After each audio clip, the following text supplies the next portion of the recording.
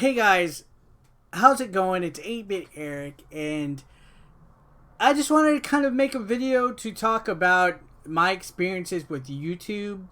When I first watched YouTube, who were some of the first creators that I caught on to, and how it kind of correlates with Irate Gamer's return today. If you didn't know, Irate Gamer did a 13-year celebration of his Irate Gamer series on YouTube today. He had a premiere release of the Ghostbusters NES video game review that he had. And I kind of made me feel like talking about my experiences on this platform from when I first discovered it to today. It's kind of like a little full circle type of thing. Let's talk about it. So the first time I remember seeing YouTube was 2006. Now, I didn't really have a handy-dandy computer that I had at home. Oftentimes, when I used the internet, it was at college when I had to go to like the computer lab and borrow the computer to type up a paper or whatever. And occasionally, I would use YouTube for some kind of like research and kind of like just like some kind of educational video or something like that. At the time, YouTube was still in its infancy, so there was not near as many creators as there are today. It was a very small audience on YouTube overall. Not everybody was making content because content just wasn't as accessible or easy to make as it is today. I mean, the camera on your phone is better than anything that anybody had in 2006. It was a whole different generation, and it's kind of crazy because 2006 doesn't feel like it was that far away. But anyways, eventually when the Nintendo Wii came out, they had a YouTube app on there. You were able to surf YouTube on your Nintendo Wii, and that's when I really started to regularly use the platform to kind of just browse around and stuff. And one day I was on the homepage of YouTube, and I saw a review for an NES game, and it was like Yonoid, I think, and it was Irate Gamer.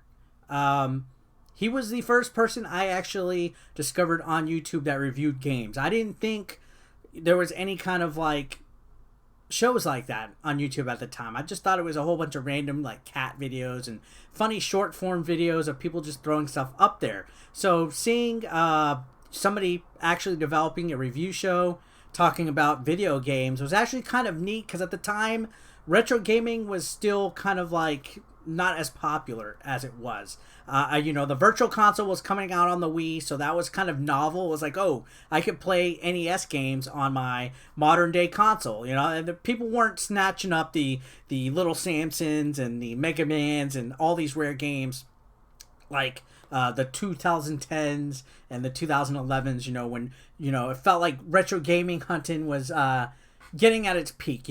Gaming when the retro sense was still kind of small, and there was like little to no YouTube gaming community at all. There was like a handful of people, and what's interesting enough is I was watching Irate Gamer, and I was highly entertained at the time because I didn't think anything was like on there like that. And to see him talk about video games that I played growing up, I was like, okay, this is cool. And then from there, I discovered a couple other creators. Gaming Historian was one of them, and I was like, holy cow. And I was highly entertained by his content too. And as a matter of fact, to this day, me and Norm are really good friends.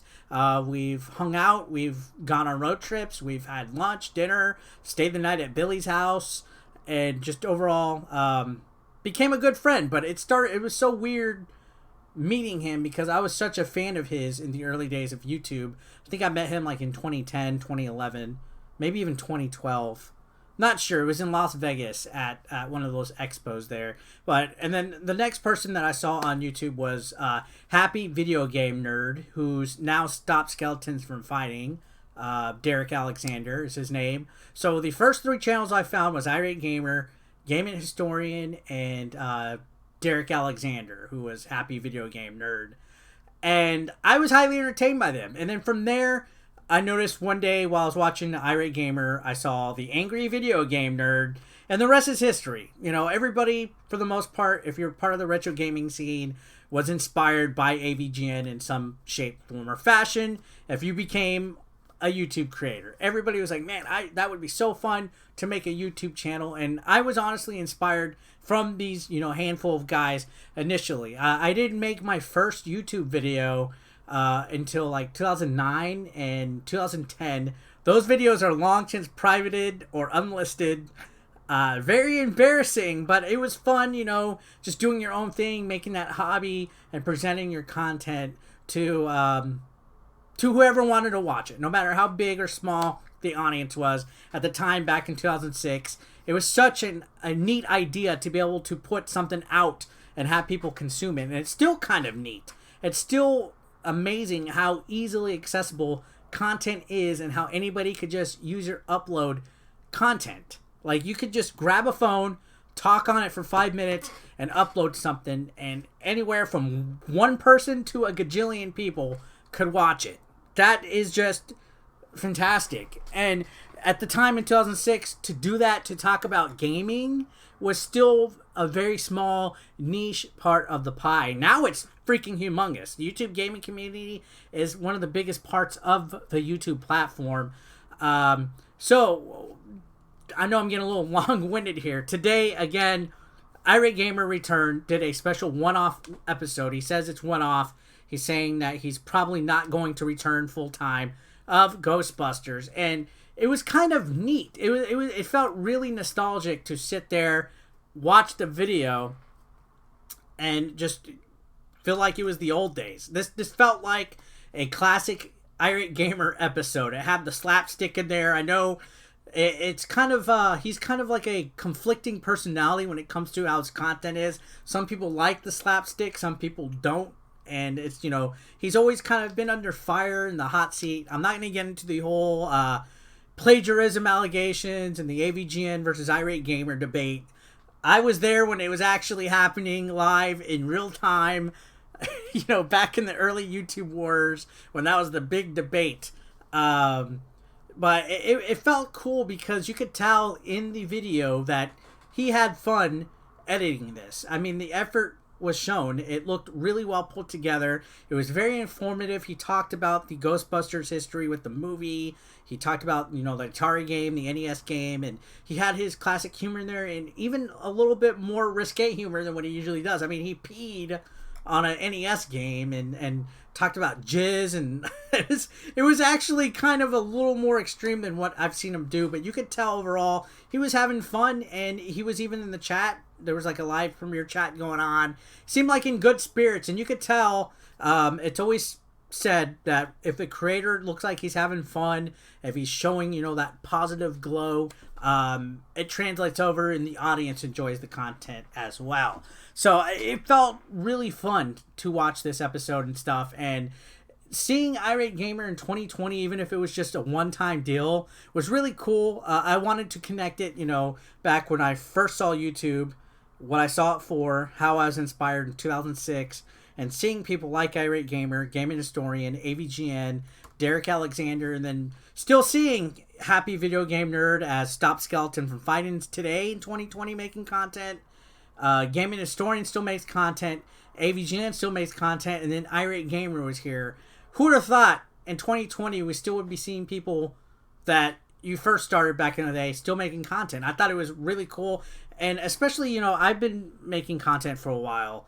And it's a passion project if you're making content for so long, because everybody knows it's hard to get seen on YouTube. Everybody knows that all the problems with it, all the issues with it. But the main novel reason why I wanted to talk about Chris Boers today and Irate Gamer is because it felt like after everything that he's done, all the stuff that he's gone through, being in the hot seat, doing his own kind of drama and going through his own kind of controversies and stuff, to be in good spirits later on, over 15 years later almost. It's 13 years, but I mean, 2 more years would be 15. It was kind of cool to see and inspiring, especially because I've had my own moments of self-doubt where I'm like, what am I doing here? But looking back and seeing what I'm doing here is I don't do it for the views. I don't do it for the popularity.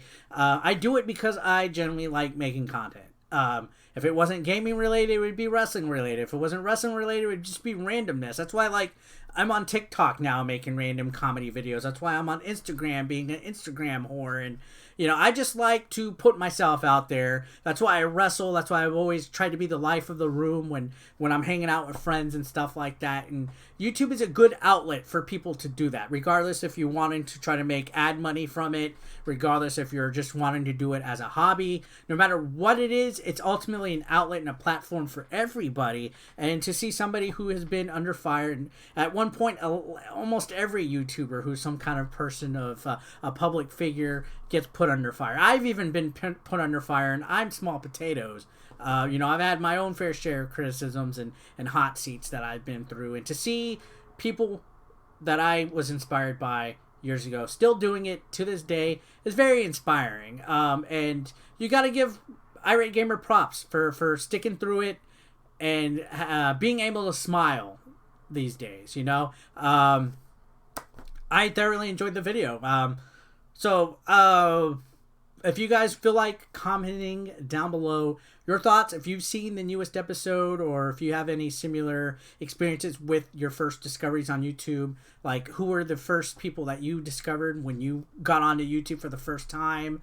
Who are some of the creators that you watched, that you used to watch, that you wish would come back, that aren't uploading anymore? Or who are people that you've stuck with for a long time? Like, if you've been watching a channel for 8 years, 10 years, let me know your thoughts on them and stuff, and how they've gotten you inspired to make your own content. Because I know a lot of you guys watching this have your own channels as well. Almost everybody on YouTube has a channel. So it's just kind of like a constant influx of creators, inspiring creators on this platform. And ultimately, that's what I strive to do. It's not the popularity, it's not the views, it's not pretending to be some gamer or some celebrity or thing like that. Because honestly, I feel like I don't deserve any kind of notoriety, and I feel like I'm blessed with it. And that's mainly why I do it, because as long as I have at least one pair of eyeballs watching my content, I will always be making it. No matter how little views a video gets, no matter how many views a video gets, I'm going to be here. I'm going to be myself.